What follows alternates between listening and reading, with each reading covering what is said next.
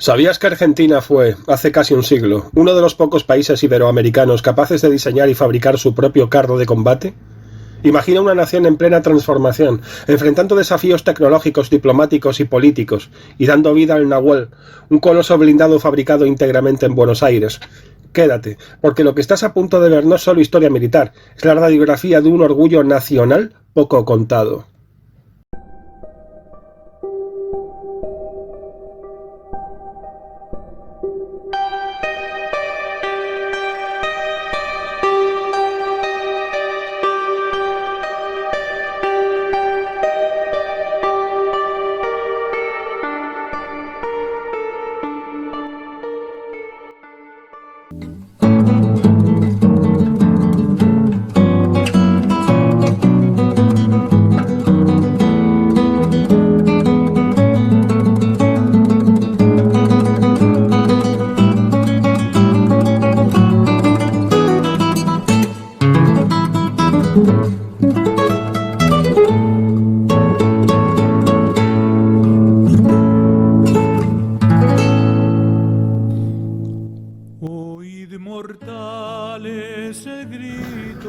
A principios del siglo XX, Argentina era una república joven y en pleno crecimiento económico. Sus necesidades para equipar a su ejército con vehículos motorizados adaptados a la guerra moderna por entonces era prioritaria.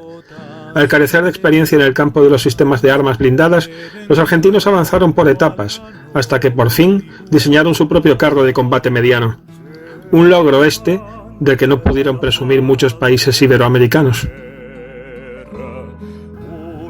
El 25 de mayo de 1924, un carro de combate Fiat 3000 modelo 21, copia mejorada del Renault FT francés, desfiló por la ciudad de Buenos Aires, formando parte de un contingente italiano invitado a participar en la ceremonia del aniversario de la Revolución de Mayo. Para los italianos, este acto multitudinario se trató de una operación publicitaria que les permitió mostrar su experiencia en lo que se refería a vehículos blindados. Ya en 1920, habían ofrecido un vehículo blindado Lancia 12 al rey de Afganistán en un intento de abrir un nuevo mercado. No sabemos qué pasó con este Fiat 3000, pero fue el primer vehículo de combate de orugas que circuló en Argentina. Y además, también sería el único de diseño italiano, porque en 1928 la República Argentina prefirió recurrir al Reino Unido para comprar carros blindados a la empresa Vickers, adquiriendo 6 vehículos Crossley, modelo año 26, que los británicos ya lo habían destinado a la exportación. A diferencia de los vehículos en servicio en la India, estos vehículos no tenían 3, sino solo 2 ejes y carecían de ballestas en la parte delantera. No obstante, seguían poseyendo su reconocible torreta redondeada. El 9 de julio de 1928, para el tradicional desfile militar de la celebración de la Independencia Nacional, se mostraron por primera vez con una librea verde y arena con a los lados una gran C, seguida de un número. La C pudiera ser referencia a la caballería. Disculpad mi ignorancia, pero la verdad es que no lo tengo del todo claro. Quizás algunos de vosotros me lo podéis aclarar en la caja de comentarios. Estas unidades estaban integradas en los regimientos de granaderos a caballo número 2, 8 y 10. Estos Crossleys recibirían su bautismo de fuego en 1930 durante el golpe de estado que depuso al presidente Hipólito Yrigoyen por el general José Félix Uriburu. Con el tiempo, muchos de estos vehículos ya obsoletos fueron entregados a la Policía Federal Argentina. Estos ya habían sido equipados entre los años 1933 y 1934 con 3 vehículos blindados de diseño local, provenientes de un fabricante de camiones blindados de transporte de dinero, que habían sido pagados tras una generosa colecta pública. En 1937, el gobierno argentino compró 12 carros de combate ligeros Vickers Carden Joy modelo 1934. El fabricante británico destinó este vehículo de casi 4 toneladas al uso en combate para países que no tenían su propia industria de defensa y, por lo tanto, se adaptó perfectamente a las necesidades de la República de Argentina, y antes que la de Bélgica y Suiza. A su llegada a Buenos Aires, la máquina se convirtió oficialmente en tanque liviano Vickers, modelo argentino, 1938. Su camuflaje sigue siendo típicamente británico, verde oscuro pero con una escarapela argentina a los lados y, a veces, con las palabras Agrupación de Arsenales, Ejército Argentino. En la parte trasera de la torreta y en la parte delantera del casco se pintó un número negro en el centro de un círculo amarillo. Al año siguiente, los 12 vehículos blindados participaron en maniobras en la provincia de Entre Ríos, donde demostraron a la perfección su capacidad todoterreno, siendo capaces de salvar pequeñas trincheras y terrenos húmedos. Aprovecho la emisión de este vídeo para invitaros a formar parte del grupo de Telegram del canal Hijos de Cronos. Ahí podréis estar informado de los nuevos vídeos y además tendréis material extra a vuestra disposición, sin la censura habitual de la plataforma y su habitual interpretación de la libertad. Podéis ir a la cabecera del canal como os indico en la imagen y allí encontraréis el acceso al grupo. Bien, seguimos con el vídeo.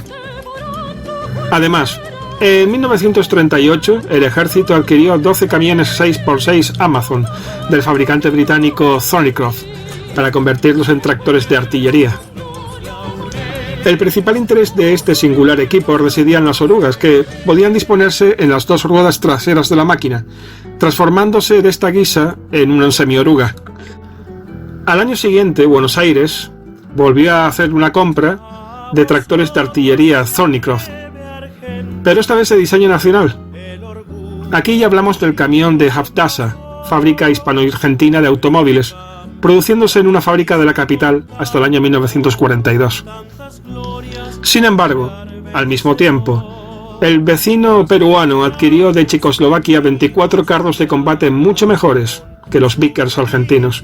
Hablamos del LT-38, el CKD Praga LTP, en su variante de exportación, equipados no con ametralladoras, sino con piezas Skoda A7 de 37,2 milímetros. Por aquel entonces esta adquisición bastó para equipar un batallón blindado y convertirlo en la unidad de vehículos blindados más poderosa de Sudamérica. Sin querer ser superada en esta carrera armamentista, Argentina encargó unos 160 ejemplares a los checos. De inmediato transfirió esos Vickers a un centro de instrucción para usarlos en la capacitación de nuevos reclutas. El gobierno tenía la firme intención de aumentar significativamente el potencial blindado de sus fuerzas motorizadas, pero la anexión por los alemanes en el año de 1938 de Bohemia en Moravia hizo descarrilar la compra de los LT-38. 2 años más tarde, el Reino Unido, proveedor histórico de Argentina, se negó a ceder el más mínimo blindaje a terceros países, puesto que tras Dunkerque debía reequipar completamente su propio ejército. Además, Argentina era considerada cercana al eje, puesto que desde 1932 partidos fascistas se habían extendido por todo el país y ciertos políticos no dudaron en mostrar su admiración por Mussolini y Hitler. En consecuencia, ningún país estaba dispuesto a proporcionar asistencia militar o técnica. Lo único que quedaba era construir un vehículo blindado local. Los argentinos comenzaron a recorrer el camino más tortuoso, pero eso les reportaría beneficios a la larga. Sin embargo, en la década de 1940, la República de Argentina casi no tenía una industria capaz de producir carros de combate en cantidad y calidad. Solo se podía contar con la Dirección General de Fabricaciones Militares, que había sido creada en 1942. Pese a ello, faltaba experiencia. Las fundiciones eran de mala calidad. Había que importar los minerales. Además, el país era inestable. En junio de 1943, los militares fomentaron un golpe de Estado, colocando en la máxima jefatura de la nación a uno de ellos, un tal Juan Domingo Perón. Sin embargo, el proyecto se puso en marcha bajo la dirección del coronel Alfredo Baisi, director del Arsenal Esteban de Luca, en Buenos Aires. Este último ya había producido conjuntos de tractores agrícolas y ametralladoras bajo protección blindada, un vehículo llamado Vinchuca, pero nada parecido a un verdadero carro de combate medio.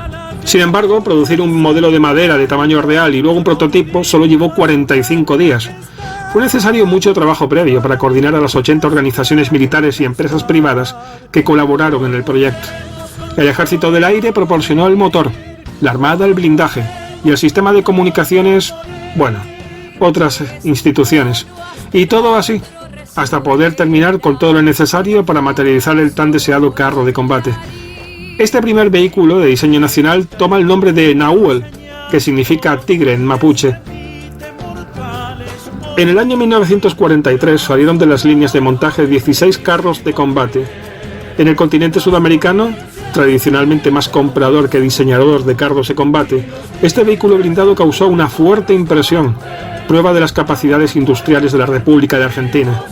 sobre todo porque tenía un falso parecido con el M4 Sherman en su general configuración, en sus suspensiones VVS y el vidriado angular. No obstante, el parecido acababa ahí. Con un peso de 35 toneladas y armado con un cañón Krupp de 75 milímetros, transportaba a 5 hombres a una velocidad máxima de 40 km por hora, bajo una protección que oscilaba entre los 25 y los 80 milímetros. Por lo tanto, era más pesado, peor blindado y algo menos potente que la máquina estadounidense. Pero era suficiente para hacer tragar saliva al resto de las naciones iberoamericanas.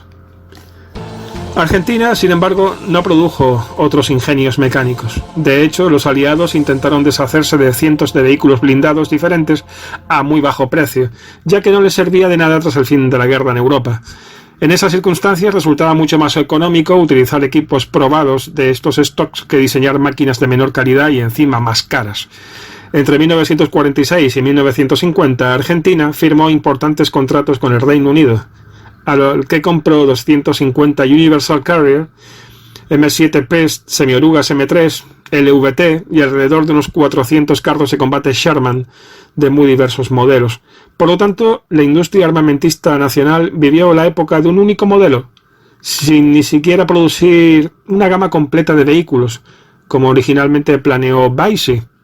En 1944 solo el destino de la fábrica produjo un tractor de artillería denominado Yacaré, pero este nunca pasó de la etapa de prototipo.